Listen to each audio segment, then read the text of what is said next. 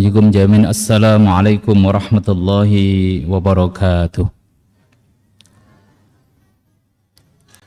Alhamdulillahi wa kafa wa salatu wassalamu ala rasul mustafa wa ala alihi wa ashabihi wa man ihtada faqad qala ta'ala ya ayyuhalladzina amanu taqullaha wa qulu qawlan sadida yuslih lakum a'malakum wa yaghfir lakum dhunubakum wa may yuti'illah wa rasulahu faqad faza fawzan 'azima.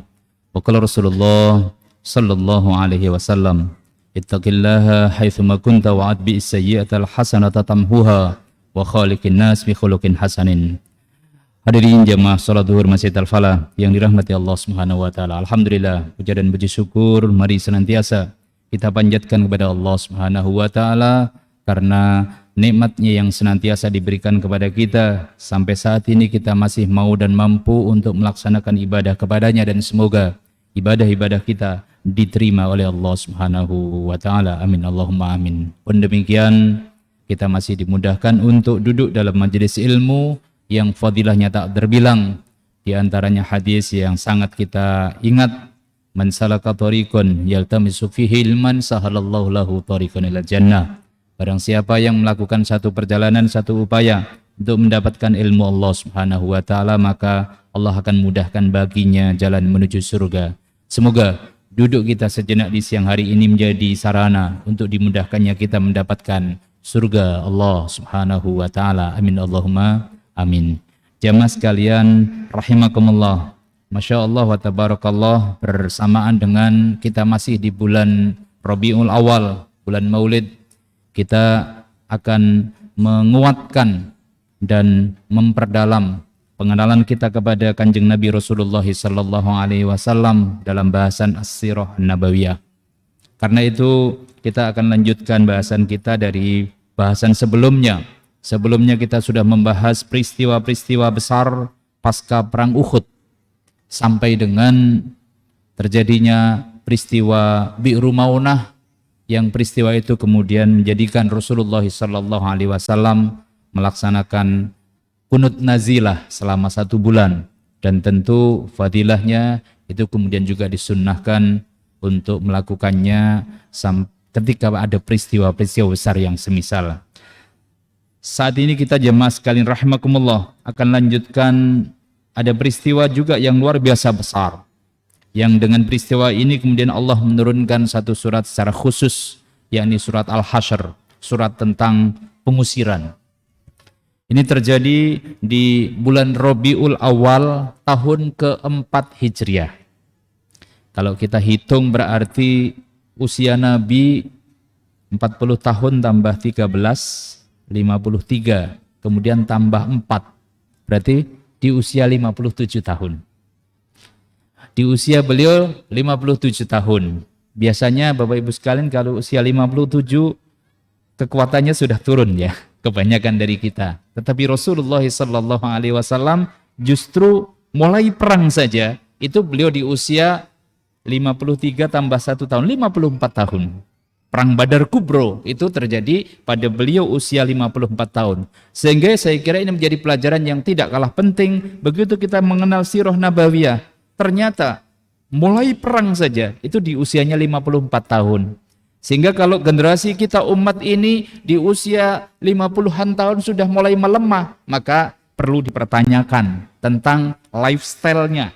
Bagaimana pola hidupnya, pola makannya, pola olahraganya, pola perjuangannya. Sementara Nabi sallallahu alaihi wasallam dalam rangka menegakkan kalimah Allah yang kita mengenalnya sebagai uswatun hasanah, yang mereka Allah bahkan memujinya, wa innaka la'ala khuluqin adzim, dan sungguh engkau memiliki akhlakul karimah yang paling agung.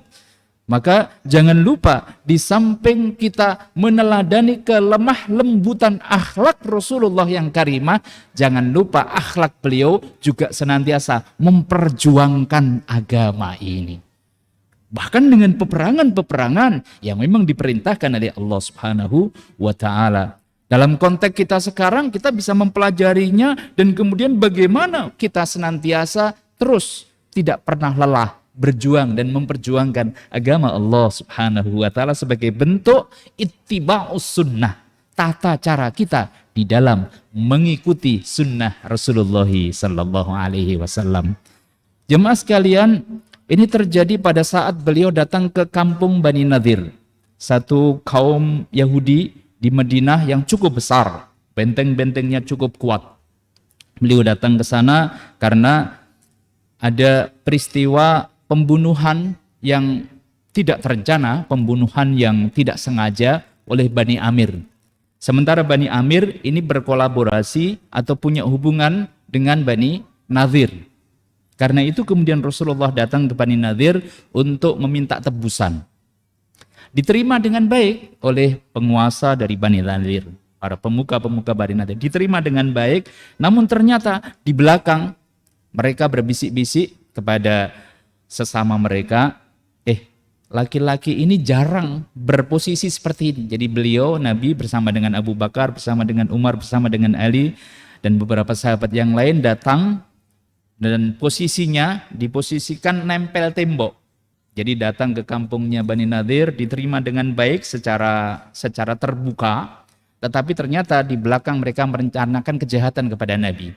Ini laki-laki ini jarang pada posisi duduk di sebelah atau nempel dengan tembok, begitu. Nah, pada saat itu kemudian kata pemuka-pemukanya mengatakan kepada sebagian dari mereka, siapa di antara kalian yang mau naik ke atap, ke atas, dan begitu naik ke atas, maka kemudian kalian bisa menimpukkan batu yang besar, sehingga selesai urusan dengan laki-laki ini, dengan Rasulullah, dengan Muhammad SAW. Kita tahu sebelumnya bahwa orang-orang Yahudi, itu mereka di kitab suci mereka ada berita yang jelas bahwa nanti ada nabi terakhir. Sebagaimana juga mereka sering sampaikan kepada suku Aus dan Khazraj ketika mereka mau berhenti berperang antar suku Aus dan Khazraj ini dan kemudian memulihkan ekonomi. Kemudian kalau demikian maka dominasi Yahudi akan terkalahkan. Maka pada saat itu selalu Yahudi mengatakan bahwa nanti akan ada nabi terakhir dan dengannya kami akan memerangi kalian. Begitu yang dikatakan oleh Yahudi. Karena memang jelas dimaklumatkan oleh Allah di dalam kitab-kitab suci mereka. Begitu kemudian benar adanya Rasulullah Muhammad SAW lahir, hadir, diangkat menjadi nabi, dan ternyata yang pertama kali menerima dari dakwah Nabi SAW adalah suku Aus dan Khazraj, maka orang-orang Yahudi sampai akhirnya ketika Rasulullah berhijrah pertama kali, mereka ingin menyaksikan secara langsung, benarkah ciri-cirinya sebagaimana yang ditetapkan oleh di dalam kitab suci mereka.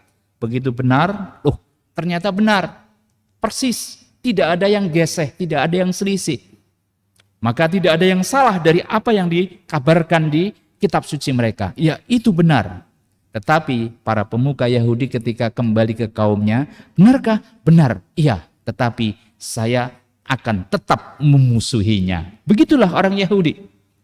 Dan seperti itulah Bani Israel sejak zaman dahulu kala. Mereka menyikapi para nabinya. Sebentar taat, diselamatkan, tetapi kemudian sebentar lagi mereka berkhianat, mereka kemudian menolak ajaran para nabinya, bahkan membunuh nabi-nabinya. Maka terhadap Rasulullah SAW ini mereka yakin bahwa Muhammad itu adalah merupakan nabi yang dijanjikan dan dijelaskan di kitab suci mereka, tapi mereka tetap ingin memusuhinya. Sehingga di hari di mana beliau bersama dengan Abu Bakar, Umar, dan Ali bin Abi Thalib dan beberapa sahabat masuk di kampungnya Bani Nadir, maka mereka menyatakan ini mumpung masuk di kampung mereka, maka mereka merencanakan rencana jahat untuk membunuh Nabi dengan cara menaik ke lantai atas untuk kemudian menimpukkan batu. Rasul sallallahu alaihi wasallam mendapatkan kabar dari langit, maka kemudian Rasul segera pulang dan mempersiapkan pasukan. Ini enggak bisa dibiarkan.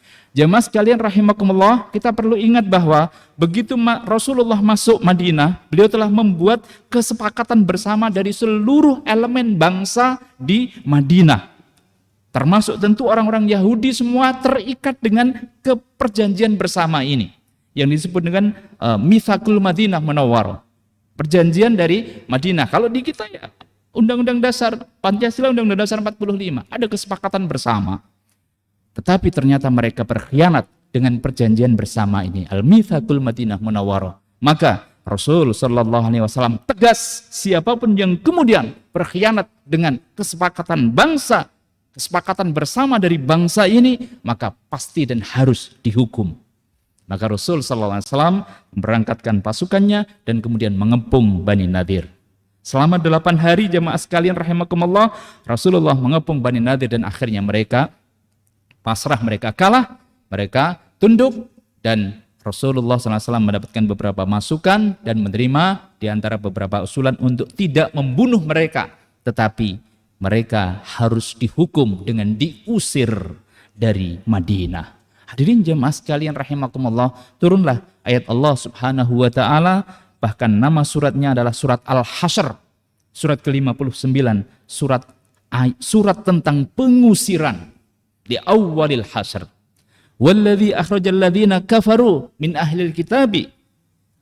Dialah Allah yang mengeluarkan orang-orang kafir dari ahli kitab, yakni Bani Nadir. Sebagaimana tafsir dari Ibnu Abbas yang menegaskan ketika turunnya ayat ini, yang dimaksudkan ayat ini adalah ayat untuk Bani Nadir yang berkhianat terhadap kesepakatan bersama, berkhianat kepada Allah dan Rasulnya, berkhianat kepada kesepakatan bersama. Di ayat 2 tegas bahwa Allah yang mengeluarkan mereka.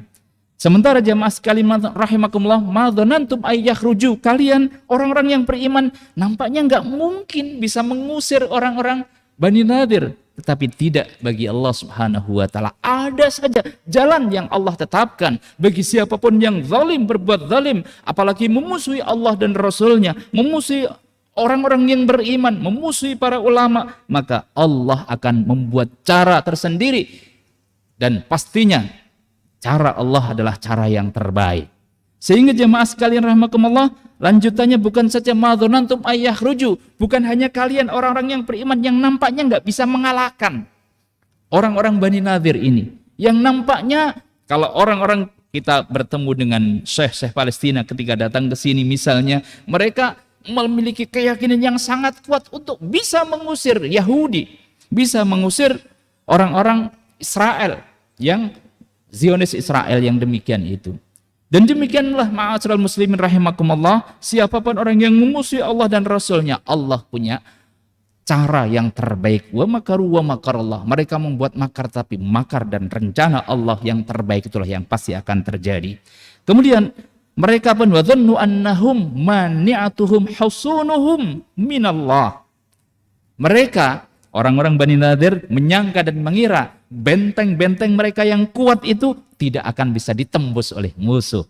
Dan mereka yakin dengan benteng-benteng mereka yang kuat tidak akan bisa mendapatkan azab Allah. Tetapi jamaah sekalian rahimakumullah, fa'atahumullah min haitsu lam yahtasibu. Maka Allah menurunkan hukumannya dari arah yang tidak dia sangka-sangka. Sebagaimana tadi mereka membuat makar mau membunuh Rasulnya, itulah yang kemudian menjadi momentum di mana Allah kemudian mengirimkan pasukannya untuk mengadab mereka. Jemaah sekalian rahimakumullah, wa qadhafa fi qulubihimur ru'ba, dan Allah kemudian menancapkan rasa takut bagi mereka. Dikepung 8 hari oleh Rasulullah bersama dengan pasukan, mereka kemudian menyerah, pasrah, kalah. Bahkan jamaah sekalian rahimakumullah, yukhribuna buyutihim biaidihim. Mereka karena keputusan Nabi, kalian tidak kami bunuh, tetapi kalian harus pergi dari Madinah. Dan kalian tidak boleh membawa apapun kecuali yang cukup dan bisa kalian angkut dengan unta-unta kalian. Sehingga jamaah sekalian, di ayat ini Rasul Allah Subhanahu wa taala menegaskan, yukhribuna buyutahum. Mereka merobohkan rumah-rumah mereka. Jadi pintunya, kusennya, jendelanya yang bisa dibawa, itu dibawa, diangkut dengan unta. Pokoknya unta muat apa saja. Mungkin kalau zaman dulu ada TV, ada macam-macam, mungkin diangkut juga. Ya. Pokoknya apapun yang bisa diangkut, itu diangkut oleh mereka. Sah, silahkan. Kecuali senjata-senjata dan yang tidak bisa diangkut dengan itu. Wa aidil mu'minin, dan juga ada beberapa yang dirobohkan oleh kaum muslimin. Sehingga jemaah sekalian rahimakumullah, banyak sekali harta yang kemudian bisa menjadi ghanimah bagi kaum muslimin pada saat itu. Jemaah sekalian rahimakumullah, inilah peristiwa pengusiran di awalil hasyr, peristiwa pengusiran yang luar biasa besar. Yang pertama, di mana ini adalah cara Allah Subhanahu wa taala menguatkan dan mengokohkan Rasulullah SAW bersama dengan kaum muslimin dan kebenaran yang dibawa olehnya, serta Allah ingin menghukum siapapun yang memusuhi Allah dan Rasulnya. Jemaah sekalian rahimakumullah, Kisah ini tentu menjadi peristiwa yang sangat besar pelajarannya bagi kita. Fa'tabiru ya ulil absar, kata Allah Subhanahu wa taala, ambillah pelajaran bagi orang-orang yang memiliki akal. Dan catatan pentingnya sekali lagi, mereka dihukum oleh Allah karena memusuhi Allah dan Rasul-Nya, karena mereka mengkhianati dari apa yang telah menjadi kesepakatan bersama di bangsa yang telah dibangun oleh Rasulullah SAW, yakni di Madinah. Jamaah sekalian rahimakumullah, peristiwa kedua yang tidak kalah luar biasanya adalah ada terjadi peristiwa perang Dzatur Riqa, yang itu terjadi juga di tahun keempat Hijriah, di mana Rasul SAW mendapatkan informasi beberapa orang Najd ini melakukan upaya-upaya untuk mengirimkan pasukan untuk menyerang Madinah. Maka Nabi SAW kemudian mengirimkan beliau sendiri yang langsung memimpinnya bersama dengan 6 orang sahabatnya. Jamaah sekalian rahimakumullah, pada perang itu perjalanannya cukup panjang sehingga beberapa sahabat mengalami lecet-lecet, luka dan sebagainya, dan kemudian beberapa lukanya ditambal dengan beberapa kain perca dan seterusnya, sehingga peristiwa ini kemudian disebut dengan perang Dzatur Riqa, karena masing-masing pasukan Rasulullah, pasukan dibawa oleh Rasulullah bersama dengan para sahabat, bersama dengan masukan musuh, itu tidak jadi berperang, sama-sama agak ragu-ragu dan takut. Karena itu kemudian di antara hikmah besarnya pasca peristiwa perang Dzatur Riqa ini, Rasul kemudian mengimami para sahabat untuk sholat khauf. Dan selalu begitu, semua berbagai macam peperangan-peperangan yang terjadi itu ada hikmah-hikmah hukum yang luar biasa. Salah satunya disunnahkan untuk sholat khauf ketika ada kemungkinan ragu atau kemudian takut dengan musuh dan sebagainya. Jamaah sekalian rahimakumullah, ini pasca perang Dzatur Riqa ini kemudian beliau sallallahu alaihi wasallam bersama dengan para sahabat beristirahat di wilayah dekat dengan Najd itu, wilayah dekat Najd. Di situ ada beberapa pohon yang berduri. Nah, pada saat itulah kemudian Rasulullah SAW beristirahat. Beliau, para sahabat berpencar, ya. Beberapa sahabat ada di bawah pohon yang lainnya. Rasul juga di salah satu pohon di bawah itu. Kemudian pedang beliau cantolkan dan beliau tertidur. Nah, pada saat tertidur itu ternyata ada seorang laki-laki yang kemudian ketika saat beliau berbangun, beliau terbangun itu dengan ucapan dari laki-laki yang telah menghunuskan pedang Nabi ini. Pedang Nabi yang dicantolkan tadi sudah diambil, dan kemudian, wahai Muhammad, siapa yang bisa melindungimu dariku? Ketika pedang sudah dihunuskan seperti itu. Maka Nabi SAW kemudian menjawab, Allah.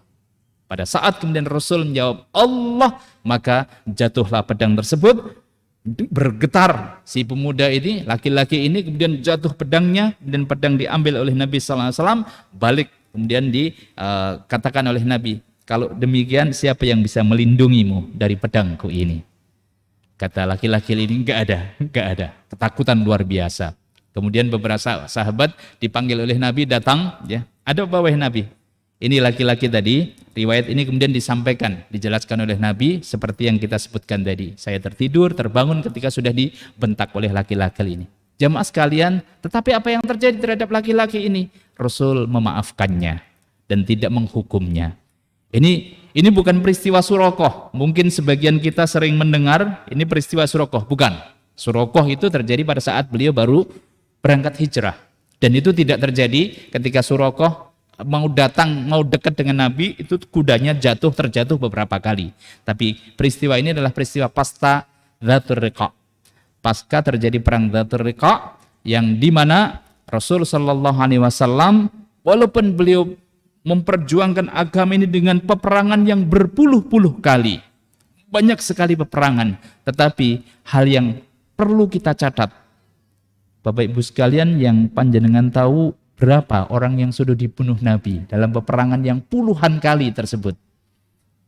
Dalam catatan sejarah yang saya pelajari, saya bertanya, kemudian kita baca dari beberapa kitab-kitab sirah, ternyata tidak ada satupun yang dibunuh oleh Nabi Sallallahu Alaihi Wasallam.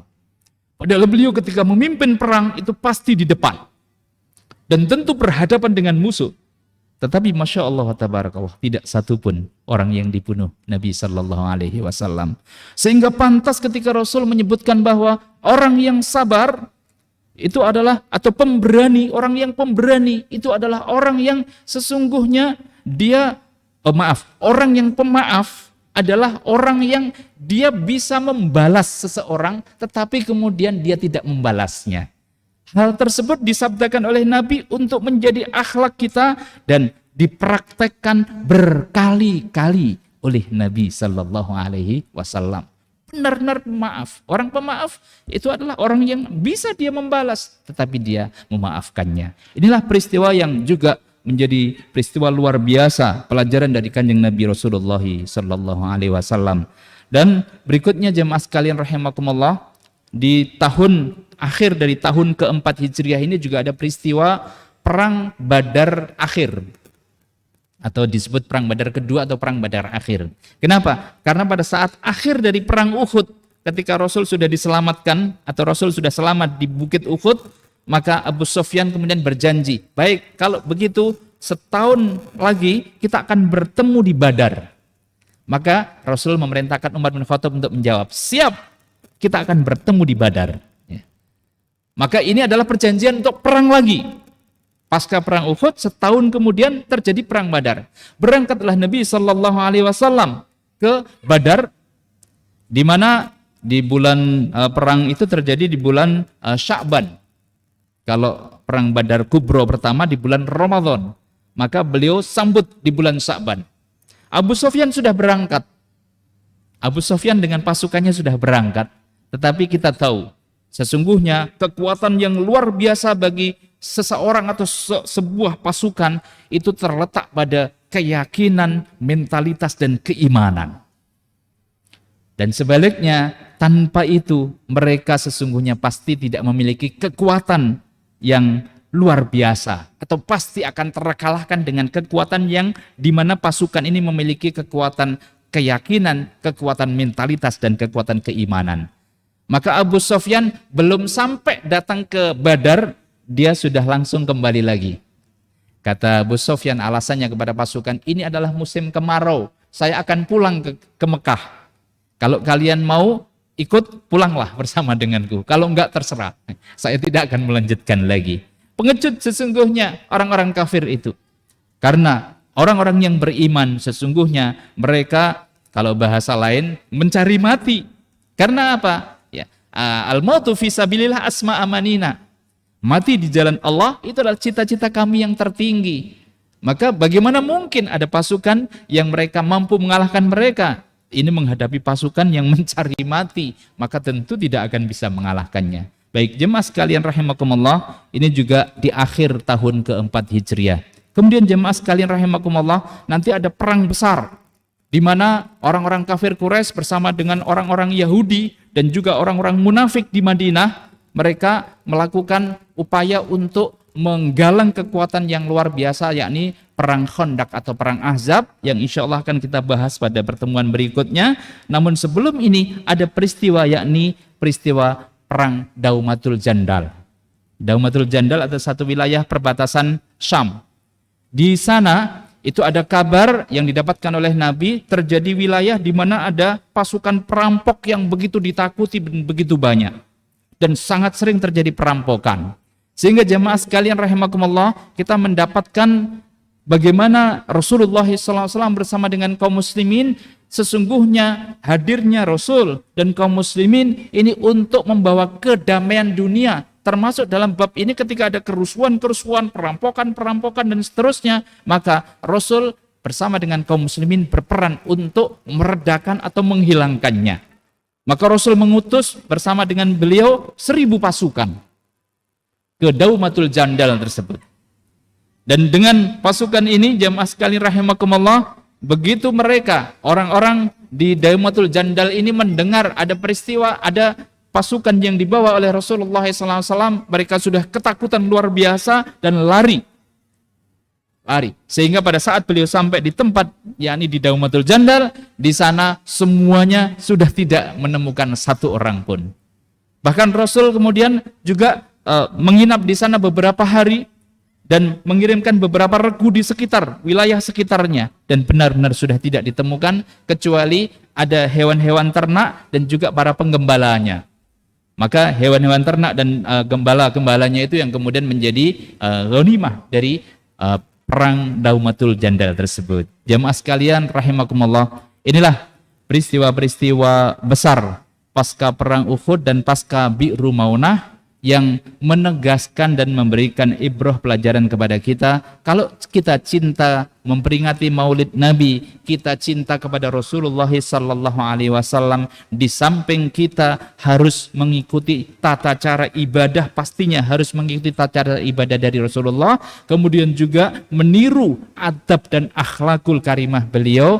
Jangan lupa untuk juga mengikuti perjuangan yang telah dicontohkan oleh Rasul dan para sahabatnya, karena ingatlah selalu dengan ayat Allah, in tansurullaha yang surkum wa yuthabbit aqdamakum. Kalau kalian menolong agama Allah, memperjuangkan agama Allah, maka Allah pasti menggaransi untuk menolong kalian dan akan mengokohkan kedudukan kalian.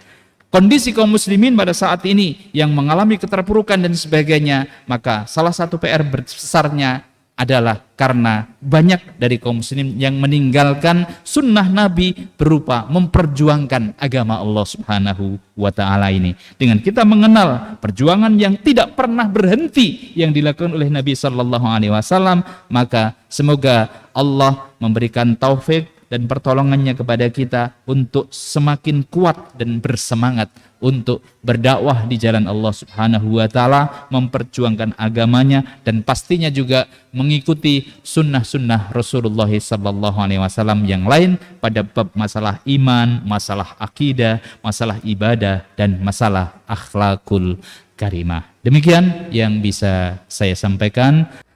Baik, jemaah sekalian rahimakumullah, marilah kita berdoa kepada Allah, semoga ilmu yang kita bahas pada kesempatan kali ini memudahkan dan menjadikan kita bersemangat untuk ittiba'us sunnah, mengikuti sunnah Nabi Sallallahu Alaihi Wasallam pada seluruh aspeknya, dan kelak semoga kita mendapatkan haud, minuman dari haud yang diambilkan langsung dengan tangan Rasulullah Sallallahu Alaihi Wasallam, dan mendapatkan syafaatnya serta bisa berkumpul bersama dengan Rasulullah Sallallahu Alaihi Wasallam di surganya kelak. Amin Allahumma amin. Kita sempurnakan dengan kafaratul majlis. Subhanakallahumma wa bihamdika asyhadu an la ilaha illa anta nastaghfiruka wa natubu ilaik. Aqulu qouli hadza wa astaghfirullah wa lakum. Assalamualaikum warahmatullahi wabarakatuh.